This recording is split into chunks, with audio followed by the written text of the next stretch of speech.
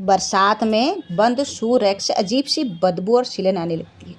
बस कपड़े में ये एक चीज़ बांध कर रख दीजिए, प्रॉब्लम हमेशा के लिए ख़त्म हो जाएगी। राधे राधे दोस्तों, कैसे हो आप लोग। पालीवाल ब्लॉग में आपका एक बार फिर से स्वागत है। सबको मेरा प्यार भरा नमस्कार।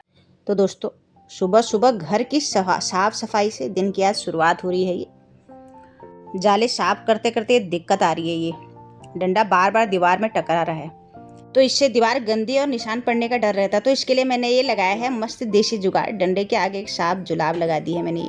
अब तो दीवार पर कोई भी खरोंच नहीं आएगी, ना दीवार गंदी होगी और जाले भी आराम से साफ हो जाएंगे। तो कमाल का आइडिया है ना। जब छत के कोनों में ये जाले लटकते हैं ना, तो घर कितना भी साफ हो बेकार ही लगता है। बरसात आते ही ये दीवारों के कोनों में छोटे छोटे जाले बहुत जल्दी लग जाते हैं। अगर एक दो दिन ध्यान ना दो ना, तो पूरा कोना गंदा दिखने लगता है। इसलिए थोड़ा रोज समय निकाल कर इन्हें साफ करना पड़ता है। और मैं दिखाती हूँ आपको ये चीज़। ये दीवारों के कोनों की जितनी भी धूल और जाले थे ना, वो इस मोजे पे आ गए। देखो ये, अगर ये मोजा मैंने नहीं लगाया होता तो ये सारी गंद दीवार पर ही घिसती रहती। ये देखिए कितना गंदा हो गया। तो सफाई का काम निपटा कर मैं आ गई हूँ सीधे किचन में। ये और आज की सबसे स्पेशल बात ये है, पता, किचन में मेरी छुट्टी है। आज का स्पेशल नाश्ता बना रहे हैं पूजा के पापा और पूजा, और बन रही है हम सबकी फेवरेट मैकरोनी। तो तड़का लगा रहे हैं। मैकरोनी तो पहले से उबाल के रख दी थी पूजा ने, अब ये तड़का लगा रहे हैं। इसमें डाल दिया है इन्होंने ये गाजर और प्याज। वैसे सच कहूँ तो जब घर के बाकी लोग किचन संभालते हैं ना, तो खाने का स्वाद और मज़ा दोगुना हो जाता है। तो बढ़िया सी बन रही है मैकरोनी। जब तक इनकी मैकरोनी बनती है तब तक मैं कर लेती हूँ अपना बाहर का काम।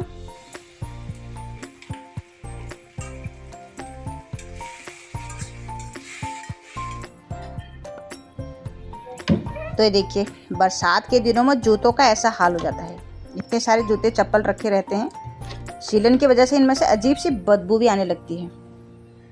तो सबसे पहले रैक से ये सारे जूते चप्पल एक एक करके बाहर निकाल लेते हैं, ताकि नीचे की जगह एकदम साफ हो जाए।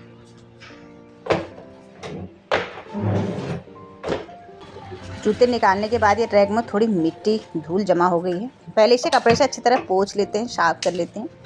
जब ये मिट्टी अच्छी तरह निकल जाएगी और साफ हो जाएगी, तो तभी नया कागज़ बिछाने में भी मज़ा आता है। सारा साफ कर लेते हैं अच्छी तरह। बहुत ज़्यादा मिट्टी हो रखी है। ये धूल देखना कितनी हो रखी है। जूतों को रखने से पहले अच्छी तरह से कपड़े से इन्हें साफ कर लेती हूँ, ताकि धूल मिट्टी बिल्कुल ना रहे और सारी मिट्टी निकल जाए जूतों से। क्योंकि आजकल ये बरसात के मौसम में जूतों में भी काफ़ी कीचड़ हो जाता है। धो भी नहीं सकते रोज़ रोज़, क्योंकि बरसात आ रही है। तो इसी कपड़े से साफ कर लेती हूँ जितना मेरे से होता है। तो ये देखिए, इतने सारे जूते चप्पल रखे हैं, लेकिन घर से जब बाहर जाएंगे ना, तब बोलेंगे हमारे पास तो जूते ही नहीं हैं। तो जूते भी हो गए हैं साफ। आप बिछा लेते हैं इसमें ये पेपर। और ये रैक के सबसे नीचे हिस्से में, जहाँ सीलन और गंद का सबसे ज़्यादा डर रहता है, वहाँ मैं ये स्लीप वेल वाला मोटा पेपर बिछा रही हूँ, जो गद्दों की पैकिंग के साथ आता है ना। ये पेपर काफ़ी मजबूत और थोड़ा शाइनी भी होता है, प्लास्टिक जैसा ना। तो इससे ये नीचे सीलन भी नहीं आएगी। अगर जूते थोड़े गीले भी हुए तो रैक की लकड़ी बिल्कुल सुरक्षित रहेगी। है ना एकदम बेस्ट रीयूज। तो अब आते हैं आज के सबसे बड़े काम के और स्पेशल हैक पर। बरसात के मौसम में जब शू रैक बंद रहने से उसमें नमी और जूतों की अजीब सी बदबू भर जाती है ना, तो उसके लिए मैंने ये ली हैं कपूर की गोलियां, जो पूजा वाला कपूर होता है। कपूर को मैं ये एक ही कपड़े में बांध रही हूँ। कपूर को ऐसे खुला रखने के बजाय हम एक साफ सूती कपड़े के टुकड़े में रखकर इसको अगर अच्छी तरह से पोटली बना लेंगे, तो कपड़े में बांधने से फायदा ये होता है कि कपूर धीरे धीरे उड़ता है और इसकी खुशबू लंबे समय तक भी बनी रहती है, और ये जूतों की नमी और बदबू को भी पूरी तरह सोख लेता है। तो हमारी कपूर की पोटलियाँ भी एकदम बढ़िया से तैयार हो गई हैं। तो चलिए अब रैक के बाकी खानों में भी पेपर हम बिछा लेते हैं, ताकि ऊपर से लेकर नीचे तक पूरा शू रैक एकदम सीट एंड क्लीन हो जाए। पेपर बिछते रैक का लुक भी बदल जाता है ना, और जूते रखने में भी तसल्ली रहती है कि नीचे लकड़ी भी गंदी नहीं होगी, ना सीलन आएगी इसमें। अब सारे जूतों को ये वापस रैक में रखते हैं। और यहाँ मैं आपको एक बहुत ही कमाल की ट्रिक बताती हूँ। जब भी जूतों को रैक में रखें तो दोनों जूतों को एक जैसा रखने के बजाय एक जूते का आगे का हिस्सा सामने रखें और दूसरे जूते का पीछे का हिस्सा, यानी एक सीधा और एक उल्टा। इससे जूते बहुत कम जगह घेरते हैं और पता है रैक में एकदम से दोगुनी जगह बन जाती है। तो जिनके पास जूते ज़्यादा हैं और जगह कम है उनके लिए ये एकदम है वरदान है।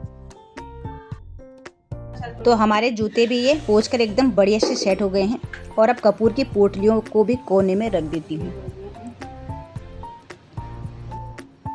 हर कोने में हम एक एक पोटली रखेंगे कपूर की। भीनी भीनी खुशबू पूरे रैक में बराबर फैल जाएगी। इससे शेल्फ की नमी और जूतों की सीलन वाली बदबू बहुत आसानी से दूर हो जाएगी।